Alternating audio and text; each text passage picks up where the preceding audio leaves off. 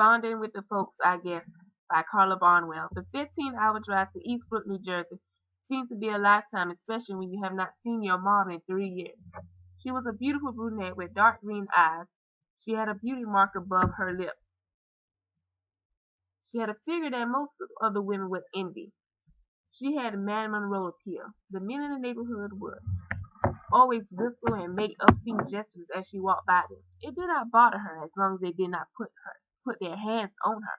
The cat calls from the men made her believe that she was beautiful. Sometimes she would refer herself as an old hen when she looked in the mirror. Amongst the beauty, she was a caring parent. She had a personality like the mom from the Brady Bunch, warm, loving, and down to earth. But Mom was a single parent. Mom and I were like best friends. I would tell her about my crushes and she would give me advice on girls. My friends would call me weirdo because of the special bond that my mom and I had. I would always listen to my mom. If she said jump, I would ask how high. I was kind of afraid of my mom also. So I did not try to disobey her because I did not know how she would punish me. Sometimes I would think she would turn into the Incredible Hulk and hang me from the balcony if I tried breaking her rules. I grew up without knowing my dad. Sometimes I pictured him as being famous like a rock star. Mom did not mention my dad at all, so I did not bother to ask because she may make up some crazy story about him. The time I wish my dad was around was when I was playing sports in school. He would be there cheering me on when I make a home run or a touchdown. Mom played the father role pretty well while I was growing up, as being the only girl in her family. She was exposed to sports that her brothers played. Her father was a high school football coach. She would be standing on the sideline watching her father scream and yell at the players. Her exposure to sports helped me to become a better athlete. It was the spring of 1983. I was a junior in high school. During that year, I played baseball. So after practice, my teammates and I would go to the local burger joint called The Chill. The Chill was a popular hangout spot for teenagers. My teammates and I would go and flirt with girls. The owner, Mr. Stanley, was an awesome guy. He was kind of tall, with a porn mustache, and snow white hair. Sometimes he would give my team free food when we won a game. The parlor had a 50s look due to the design, but he had a jukebox that played popular artists of the 70s and 80s. Mr. Stanley opened the Chill after he moved back to town. He was in his 50s. He did not have a wife or children. My friends and I were questioning his sexuality, but we noticed he had older females come to the Chill to see him. What was strange about Mr. Stanley was his questions. He would ask me questions about my mom's dating life. However, I ignored him, hoping he would stop asking me so many questions about mom. Another thing that was strange about him that he always remembered my birthday. He would give me a card with $20. I was thankful but a little freaked out because I never told my friends about my birthday. Who told him about my birthday? I wondered to myself. One afternoon, I decided to walk home from school after missing the bus. While walking, I noticed my mom's green Pinto parked in front of the Chill. Normally, Mom would be home preparing dinner and gossiping with our neighbor, Miss Lucinda. Why is she at the Chill? Mr. Stanley told me that he would be closed today, so I thought. I became very curious, so I ran across the street to spy on Mom. I peeked through the window of the Chill. I did not see anything, no sign of life. The only movement I had seen was the animated Leon light. No sign of Mom. Maybe that's someone else's green pencil, so I left the situation alone. When I arrived home, there was no food prepared. The stove was cold, as if it had not been touched all day. 10 minutes later, she walked inside the apartment. Honey, I'm so sorry. I had some business to take care of, said Mom, as she gave me a hug and kiss. When she hugged me, I smelled a scent that was very familiar. It was very strong. It smelled like Old Spice and her perfume Charlie combined. Her scent was choking me. I could barely breathe. I had to go to City Hall. The line was so long that it wrapped around the building. That's all right, Mom, I said with a grumbling stomach. What's for dinner anyway? I'm checking, said Mom as she scoured through the cabinet. Rice-a-roni. Mom was acting very strange that day. I wanted to ask about the car and the scent of cologne, but was too afraid to ask. She grabbed a box of rice and poured it into a pot with water. By stirring the rice, I noticed that she was wearing her blouse backwards. Mom, your blouse. You're wearing it backwards. She stopped and looked down at her shirt. She looked up at me and smiled. Her face changed into a different shade of red. Shopping. I went to the mall and tried on a dress. I did not buy it because it was too expensive. She went to her room to change and returned wearing a robe. Enough about my day. How was yours? Asked Mom as she quickly changed the conversation. My day was pretty rad, except that I missed the bus. So I walked home. I wanted to go to the chill, but Mr. Stanley had to close.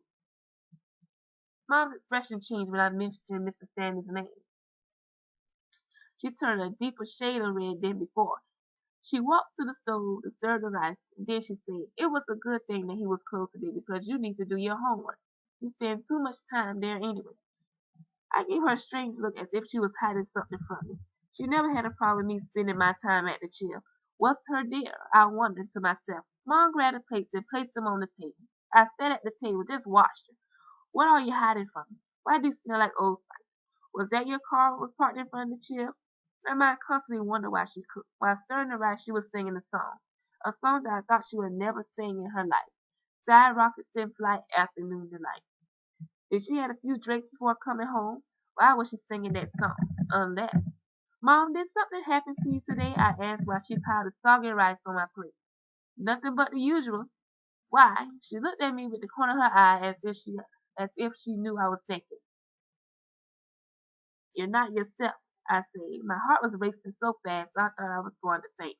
"I'm not myself. I'm the same mother you had for 16 years. I mean that your behavior is different.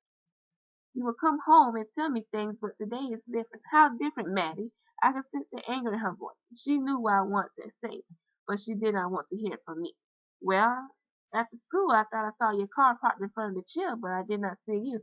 "Oh, that was my car. I parked there because I could not find a parking space at City Hall." "You walked 3 blocks to City Hall?" "Yes, Maddie." "Okay, how about the scent of cologne on your clothes?" I was standing next to a man in line who was wearing too much Old Spice. "Your blouse was on backwards." I better stop asking her questions before she rips off my lips, I thought. But I had to know.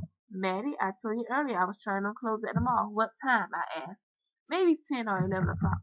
Ha, the mall did not open at all today because of renovations," I said while pointing my finger at her. My mom could not finish her dinner. She sat there, just watching me, and wishing to knock my head off my body. "Explain the song." "What song?" "You're getting carried away with these questions." "Afternoon delight, Mom? What was the delight?" "Okay, you know what? You are grounded, Maddie. You have gone too far with these questions. Just tell me the truth, Mom. I won't get angry. Have you been with someone?" Mom did not know how to respond to such a question, especially it was coming from a 16-year-old. How should she respond to such a question? I really have gone too far asking her about her personal business. You're my son. I should not be hiding things from you. You want the truth? Okay, I will give you the truth. Yes, I have been with someone today. Actually, I've been seeing this person for a couple of weeks. I did not want to tell you because I did not know how you will react. Who is it? Is it someone I know? Yes, it is someone you know. You have been seeing this person almost every day. Son, the man I've seen is Mr. Stanley. What? Gross me out. You and Mr. Stanley? Unbelievable. That's why you turned red when I mentioned his name? Why did I ask? I don't want my mom dating. This should stop right now, I shouted, not realizing that she was the parent. Have you forgotten something? I'm the parent, you are the child. Besides, I have needs too, Maddie. Stop, Mom. I do not need to know everything about you. I will continue feeding him. He treats me better than any man I have ever met, said Mom with pride. Since I'm being honest with you, there is something else you need to know. No more surprises, please. I can't deal with any more news about your dating life." She stood there and held my hand. "Promise me you won't lose it again," said Mom. "Mom, just tell me already." I stood there with my heart pounding through my chest. Nausea was beginning to kick in. "Stanley is your father. I want to tell you after you graduate from high school. You need to know now." I wanted to cry, but my pride was getting in the way. I wanted to curse out Mom for not telling me. I could not do anything that day but go to my room. I was disgusted with her. I had the right to know about my father, but I should not have been mad at Mom. But with Mr. Stanley, he knew all along and did not tell me. No wonder why he will always remember my birthday. The awkwardness between my mom and I was so thick. I was beginning to feel uncomfortable being around her. What about Mr. Stanley? If I go back to the chill, I would have to punch him in his face. He was not there for me. Maybe Mom had a good explanation for not telling me about Mr. Stanley. Mom came into my room and sat on the edge of my bed. Let me tell you about the situation between your father and I, said Mom. I did not stop her because I wanted to hear this story. Mom, Mrs. Stanley, during her freshman year in college, she worked as a cashier at his father's store. Mr. Stanley just returned home from active duty in the military. During his time home, he would help his dad in the store. Mom and Mr. Stanley kept their relationship a secret, so when she became pregnant, he was in the process of being deployed. So she did not tell him about me until I was 2 years old. She did not want him to drop his life for us. He was sending Mom money to help take care of me. Years later, she became frustrated because he wasn't there.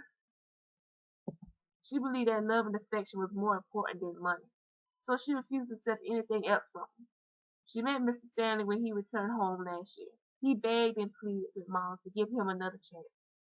So she decided to give him that chance a couple of weeks ago. Our conversation that day made me realize that my mom deserved happiness. She deserved someone that made her happy. I was not quite happy with the situation, but I had to deal with it. My relationship with Mr. Stanley did not happen overnight. I continued to go to the chill and discuss things with him. I asked him questions about his absence and why he did not tell me when he came back to town. We did not have a father and son relationship until I became a senior in high school. He would try to make me call him Dad, but it was pretty hard to call him that word. I was not comfortable calling him that because I did not know him as a father. It was hard for me to accept that he was my father. He did not show me how to do anything that fathers were supposed to teach their sons. My mom had to show me everything, such as playing sports and riding a bike. It was just the two of us in the picture. Then 16 years later, I'm supposed to call him Dad? I don't think so. I always know him as Mr. Stanley, the owner of the chair and the one who knocked up my mom. I did not hate him. I did not love him either, even though he explained himself to me. But all that father and son stuff was still brand new to me. I could not run away from the fact that Mr. Stanley was my father. When I looked at him and myself, I realized we had the same size Dumbo ears. Also, I was beginning to grow the porn mustache. He showed me pictures of himself when he was a teenager that resembled my class pictures. Mom married Mr. Stanley after my sophomore year in college. When we go out in public, he would introduce us as his wife and son. The feeling was still kind of new to me because I have never been introduced as a man's son. They remained married until his death. Mr. Stanley left me to chill in his will. I ran the business for a year until I sold it. I did not have interest in owning the chill. Maybe I was still a little angry. However, that was not all that he had left me. He left me his passion. He had the passion to be a better parent than he was before. Deep down inside, I called him that. He would constantly prove to me he would never leave my side. However, I was so stubborn to see that. After he died, I did feel guilty for not calling him or presenting him as my dad. I always thought I was my mom's best friend, but Mr. Stanley, our dad, had always been the best friend in her life. Well, it took years for my mom to heal from a broken heart, but she quickly recovered after meeting someone at the senior center where she would go twice a week. I lived so many states away, it was impossible for me to travel due to my busy work schedule. However, I would call her every day. She called me last month and told me she would be getting married. So now I'm on my way to the wedding to give her away. I remember I said that my mom deserved happiness, so why she had to find happiness with my former high school baseball coach. The end.